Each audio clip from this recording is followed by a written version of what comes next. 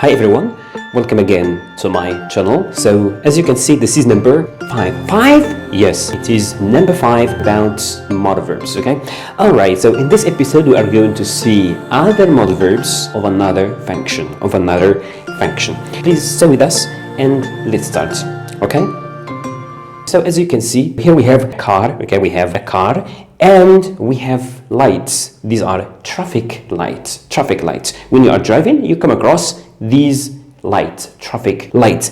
Now imagine if the traffic light, for example, is red. So if you are driving a car and you find the traffic light red, what are you going to do? You drive, you go, or you stop?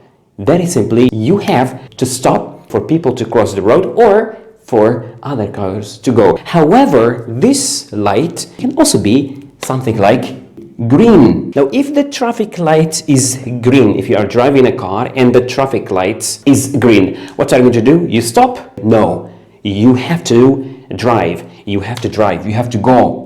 Okay, because if you stop, you may block the road. Maybe some people are in a hurry, perhaps there is an ambulance, etc. So you have to go, you have to drive, move on. Okay, so it is an obligation to stop when the traffic light is red. Okay, when the traffic light is red. But when it is green, what? Do you stop? No. It is an obligation again to drive, go, move on, right? So both of them are obligations. You are obliged. When it is red, you are obliged to stop, and when it is green, you are obliged to drive, to go, to move on, okay? So this is all about obligation. So in this episode, we are going to see modal verbs of obligation, okay?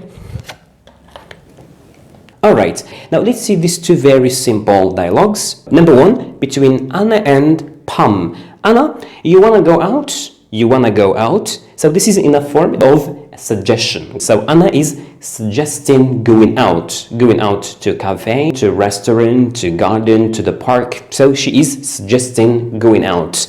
Pam, no, I have an exam. I must revise my lessons. So Pam can't go out. Why? Because she is obliged. To revise her lessons. She has an obligation to revise her lesson. So very simply, here the modal verb we are concerned with is must. Okay, is must. So must is a modal verb. Number 2, between David and Joe. David, let's go to cafe. This is again a suggestion. So David is suggesting going to cafe. Joe, I can't. I have to do my homework. So Joe again can't go to cafe. Why? Very simply, because he is obliged to do his homework. He has an obligation to do his homework. The modal verb here is what? Very simply, have to. So have to is another modal verb of obligation. So for obligation, we use must and have to. Okay, must and have to. Okay, these are the two modal verbs of obligation. Okay, so here we can say have to or has to. Okay, have to or has to. For instance, here we can say I have to do my homework, or Joe has to do his homework. So has is for, very simply, he or she or it. Okay, for it has. Okay, it has to, she has to, he has to, but I have to, you have to, they have to. Okay, they have to. Okay, must doesn't change. Okay, must doesn't change. For example, here Pam, she must revise her lessons. I must revise my lessons. Okay, all right, now let's see the difference between must and have to. Pam, I must revise my lessons. Why Pam must revise her lessons? Very simply, because she has an exam.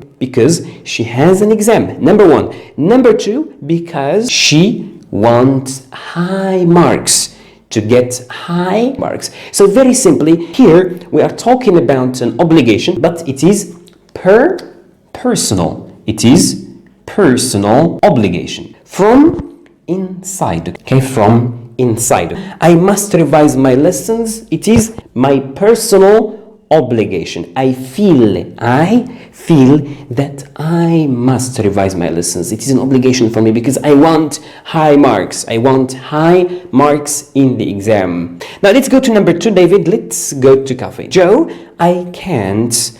I have to do my homework. I have to do my homework. Generally speaking, who gives the homework? Very simply, the teacher. So teachers give homework, okay? Give homework. Now here, I have to do my homework. It is obligation. This is an obligation from the teacher, from teachers. So here, an obligation. In number 2, have to, an obligation from the teacher. We can say outside, from outside. So must is from inside and have to is from outside. Like this one, from teacher, from a teacher. Okay, so for obligation we can use either must or have to, okay, or have to. So here, as you can see, here must, because this has to do with Pam, okay, Pam. So this is an obligation from Pam herself, okay, from Pam herself, okay, to revise her lessons and to get high marks in the exam. But this one,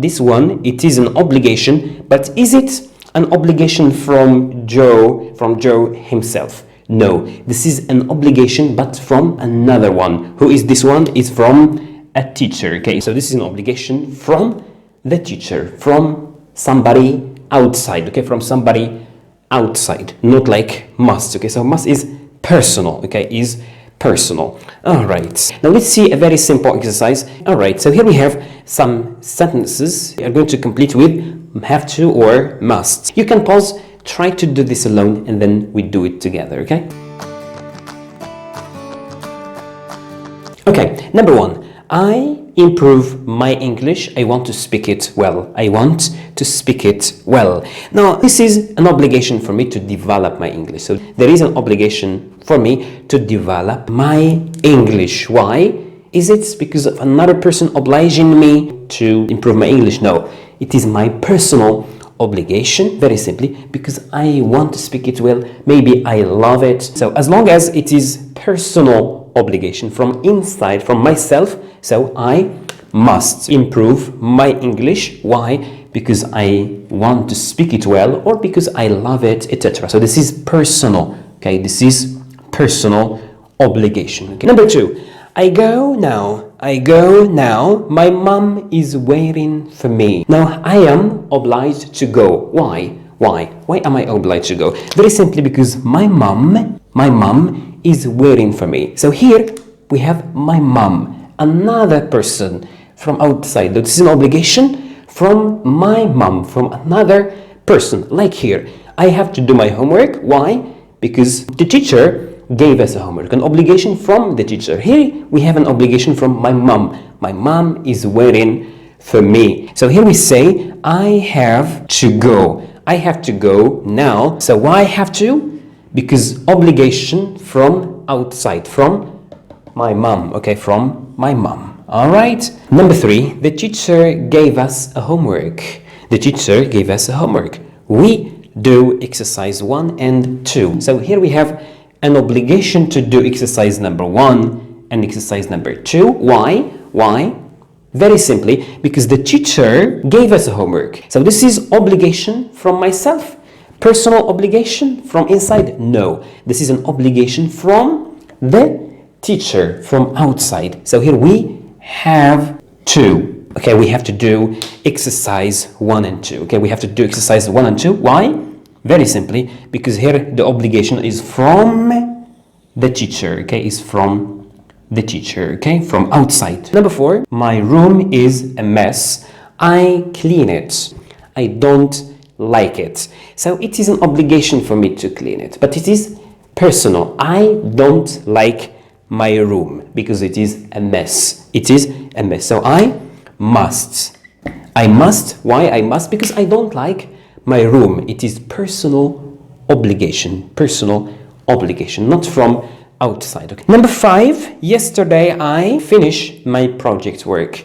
Yesterday I finished my project work. So very simply, as you can see here we have yesterday, and this has to do with the past. So here we are concerned with past. All right.